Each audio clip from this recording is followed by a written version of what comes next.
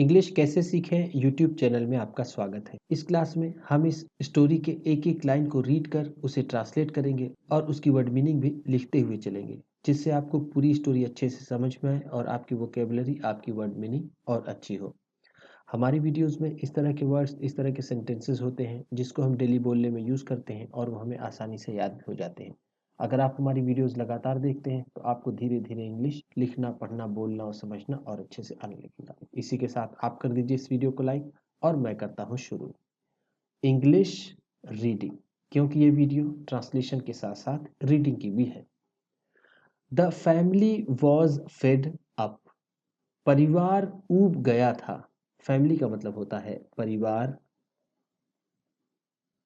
Was का मतलब था, फेड अप ऊबा हुआ, ऊबा हुआ।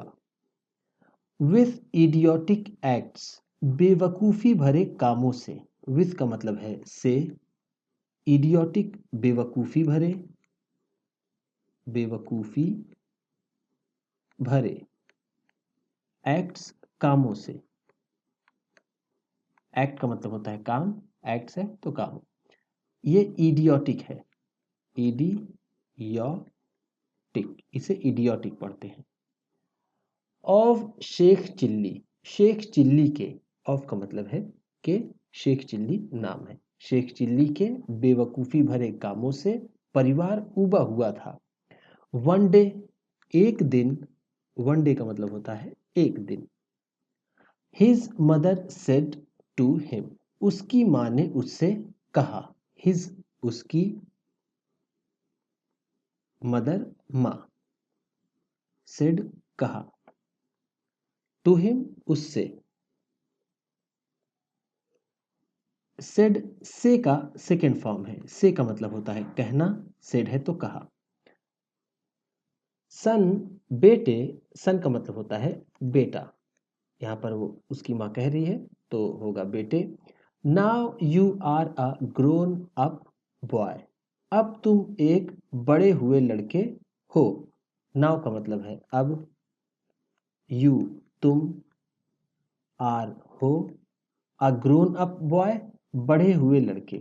ठीक है, इसे हम बड़े हुए, बॉय का मतलब लड़का। You must do some useful work, तुम्हें कुछ उपयोगी काम करना चाहिए। यू का मतलब है तुम, मस्ट चाहिए, डू का मतलब करना, सम कुछ, यूजफुल उपयोगी, वर्क काम। ध्यान दीजिएगा, एक होता है शुड। शुड का भी मतलब होता है चाहिए, लेकिन शुड का यूज हम ऐच्छिक कार्यों के लिए करते हैं, यानी उसके करने या ना करने से बहुत ज़्यादा फर्क ना पड़ता हो। लेकिन मस्ट का यूज वहाँ करते हैं जहाँ पर वो काम करना बहुत ज़रूरी हो। तो यहाँ पर उसकी माँ कहती है कि तुम्हें कुछ उपयोगी काम ज़रूर करना चाहिए। शेख चिल्ली प्रॉमिस्ड, शेख चिल्ली ने वादा किया। प्रॉमिस का मतलब होता है वादा करना, वादा करना, और प्रॉमिस्ड है तो वादा किया। टू हेल्प हर, उसकी मदद करने की। हेल्प का मतलब होता है मदद करना, मदद करना, हर उसकी। इन चोर्स, रोज के कामों में। चोर्स का मतलब होता है रोज के काम, रोज के काम। द नेक्स्ट डे, अगले दिन। नेक्स्ट का मतलब होता है अगला, डे दिन। मदर गेव अ सिकल, माँ ने उसे एक हसिया दी। मदर का मतलब है माँ, गेव दिया। गेव, गिव का सेकेंड फॉर्म है। गिव का मतलब होता है देना और गिव है तो दिया। सिकल का मतलब होता है हसिया, जिससे फसल काटी जाती है। टू हिम उसे, एंड सेड और कहा, go and bring some grass, जाओ और कुछ घास लाओ। गो का मतलब होता है जाना, एंड का मतलब और, ब्रिंग का मतलब होता है लाना। जाओ और लाओ सम कुछ, ग्रास घास, फ्रॉम द फील्ड खेत से, फ्रॉम का मतलब है से, फील्ड का मतलब होता है खेत, जाओ खेतों से कुछ घास लेकर आओ। ही वेंट वह गया, ही का मतलब है वह, वेंट गया, वेंट गो का सेकेंड फॉर्म है, गो का मतलब होता है जाना, वेंट है तो गया। टू द फील्ड खेत में, एंड बिगैन शेयरिंग ग्रास और घास काटने लगा, बिगैन का मतलब होगा लगा, शेयरिंग का मतलब होगा काटने या फिर छाटने, ग्रास घास। ही मेड अ बेल उसने एक गठरी बनाई, बेल का मतलब यहां पर होगा गठरी, मेड बनाई, आ एक, एंड स्टार्टेड फॉर होम और घर के लिए चल पड़ा। स्टार्टेड का मतलब ऐसे होता है शुरू कर दिया, फॉर होम घर के लिए, यानी वो घर जाना शुरू कर दिया, होम का मतलब होगा घर। हाफ वे होम घर के आधे रास्ते पर, हाफ वे का मतलब होगा आधा रास्ता, हाफ का मतलब आधा, वे रास्ता, होम घर। ही रियलाइज दैट उसे एहसास हुआ कि, रियलाइज का मतलब होता है एहसास होना, एहसास होना, दैट की उसे एहसास हुआ कि, ही हैड फॉरगटन वह भूल गया था। फॉरगटन फॉरगेट का थर्ड फॉर्म है, फॉरगेट का थर्ड फॉर्म है फॉरगटन, फॉरगेट का मतलब होता है भूलना, और हैड फॉरगटन है तो वो भूल गया था। द सिकिल उस हंसिए को, इन द फील्ड खेत में। ही वेंट बैक वह वापस गया, बैक का मतलब होगा वापस।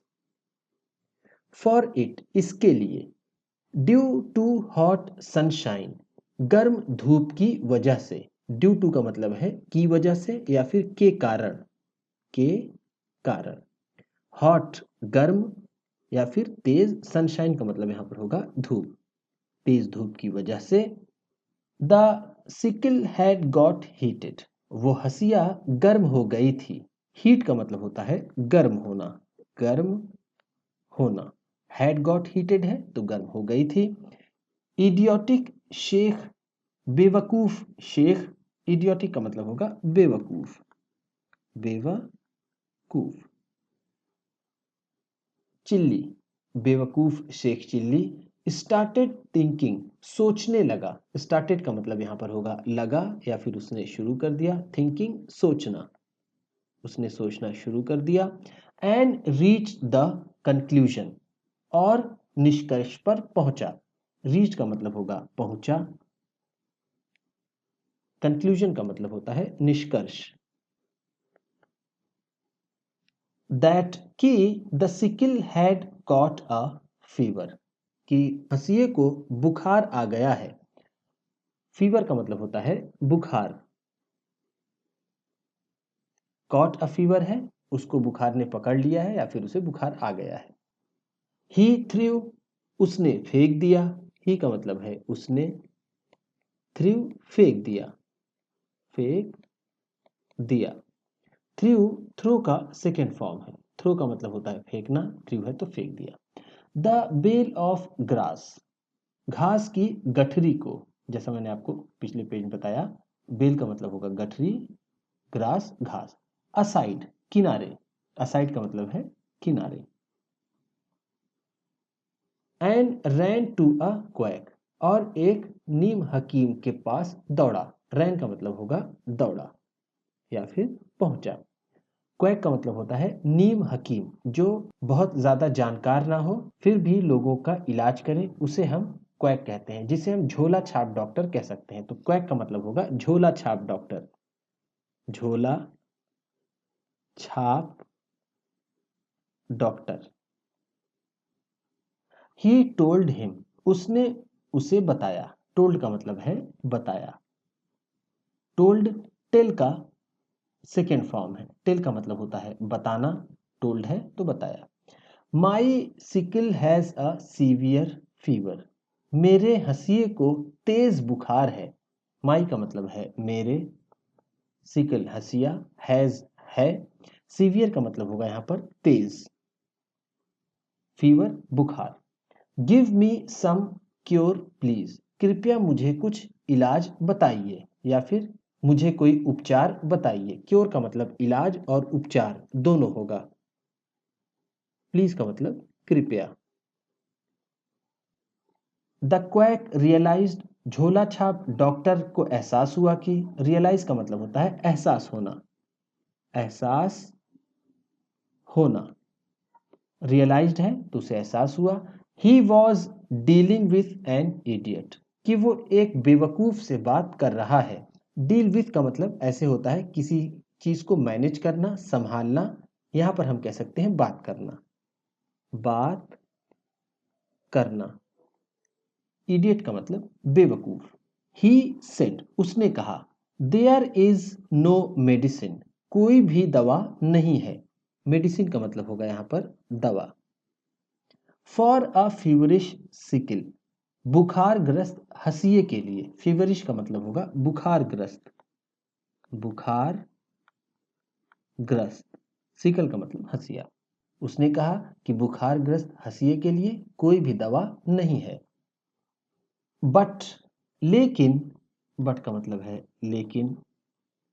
There is a simple domestic cure, लेकिन एक साधारण घरेलू उपचार है। सिंपल का मतलब है साधारण, डोमेस्टिक का मतलब घरेलू, क्योर का मतलब जैसा मैंने आपको पिछले पेज में बताया उपचार। फॉर इट, इसके लिए। What is it sir, sir वो क्या है। वॉट इज इट, वो क्या है, वो क्या है, यानी वो इलाज क्या है। टाई द फीवरिश सिकिल, बुखारग्रस्त हंसिए को बांध दो। टाई का मतलब होता है बांधना। फीवरिश सिकिल, बुखारग्रस्त हंसिए को। At the end of a rope, एक रस्सी के किनारे पर। एट द एंड ऑफ का मतलब होगा किनारे पर, किनारे पर या फिर एक छोर पर, एक छोर पर। आरोप एक रस्सी की, रोप का मतलब होता है रस्सी। डैंगल इट डाउन, इसे लटका दो। डैंगल का मतलब होगा लटकाना या फिर टांगना। इट, इसे, डाउन नीचे। अ वेल, एक कुएं के। वेल का मतलब है कुआं। Give it a few dips, इसे कुछ डुबकियां दो। डिप्स का मतलब है डुबकी। फ्यू का मतलब कुछ, इसे कुछ डुबकियां दो। इन द वाटर, पानी में। वाटर का मतलब है पानी, इन का मतलब में। दैट विल डू, इससे काम चल जाएगा। ध्यान दीजिएगा, दैट विल डू का मतलब होगा इससे काम चल जाएगा, इससे काम चल जाएगा, चल जाएगा। शेख चिल्ली वेंट होम, शेख चिल्ली घर गया। And did what he was told, और उसने वही किया जो उसे बताया गया था। वॉट ही वॉज टोल्ड, उसे जो बताया गया था। आफ्टर अ फ्यू डिप्स, कुछ डुबकियों के बाद। आफ्टर का मतलब है बाद, अ फ्यू डिप्स कुछ डुबकियों के। ही फाउंड दैट, उसने पाया कि। फाउंड का मतलब है पाया। दैट की the sickle had cool down, कि वो हंसिया ठंडी हो गई है। कूल डाउन का मतलब होगा ठंडी हो गई, ठंडी हो गई। आफ्टर अ फ्यू डेज, कुछ दिनों बाद। आफ्टर का मतलब है बाद, अ फ्यू डेज कुछ दिनों। हिज मदर फेल सिक, उसकी माँ बीमार पड़ गई। फेल सिक का मतलब है बीमार पड़ गई, बीमार पड़ गई। शी हैड अ फीवर, उसे बुखार आया।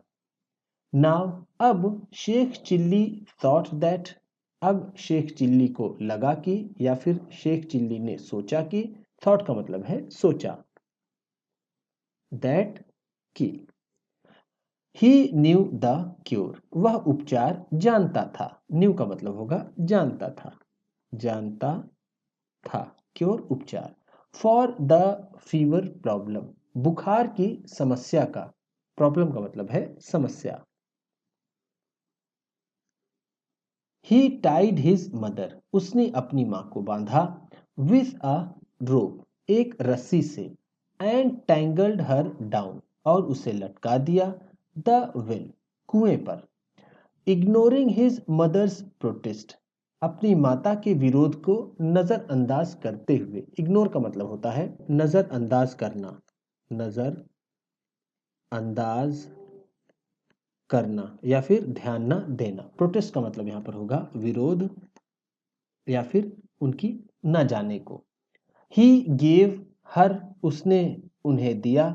मेनी डिप्स, बहुत सी डुबकियां। मेनी का मतलब होगा बहुत सी, बहुत सी। डिप्स डुबकियां। When he hoisted up his mother, जब उसने अपनी मां को ऊपर खींचा। होस्टेड का मतलब यहां पर होगा ऊपर खींचा, ऊपर खींचा। हिज मदर, अपनी मां को। ही फाउंड दैट, उसने पाया कि शी वॉज डेड, वो मर चुकी थी। डेड का मतलब होगा मरी हुई, वॉज का मतलब थी। Sheikh Chilli ran to the same quack, Sheikh Chilli उसी झोला छाप डॉक्टर की तरफ दौड़ा। सेम का मतलब होगा उसी, क्वैक का मतलब झोला छाप डॉक्टर। एंड टोल्ड एवरीथिंग, और सब कुछ बताया। टोल्ड का मतलब है बताया। एवरीथिंग, सब कुछ, सब कुछ। द क्वैक रिब्यूक्ड हिम, झोला छाप डॉक्टर ने उसे डांटा। रिब्यूक का मतलब होता है डांटना या फिर फटकारना। रिब्यूक्ड है तो उसे डांटा, हिम उसे। फूल, बेवकूफ, फूल का मतलब है बेवकूफ। दैट ट्रीटमेंट वर्कड, वो इलाज काम करता था। ट्रीटमेंट का मतलब है इलाज। वर्कड, काम करता था, काम करता था। ऑन द टूल्स ओनली, सिर्फ औजारों पर ही। टूल्स का मतलब होता है औजार, ओनली सिर्फ। नॉट ऑन ह्यूमन बींग्स, ना कि मानवों पर। ह्यूमन बींग्स का मतलब है मानव या फिर जिसे हम कहते हैं इंसान। ये सिर्फ औजारों पर ही काम करता था, इंसानों पर नहीं। I can do nothing now, अब मैं कुछ नहीं कर सकता। डू का मतलब होता है करना, नथिंग का मतलब कुछ नहीं, कुछ नहीं। नाउ का मतलब अब। कैन का मतलब होता है सकना, अब मैं कुछ नहीं कर सकता।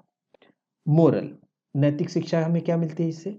N idiot is a danger to all, एक बेवकूफ सभी के लिए खतरनाक होता है। डेंजर का मतलब है खतरनाक, ऑल सभी के लिए, सभी के लिए।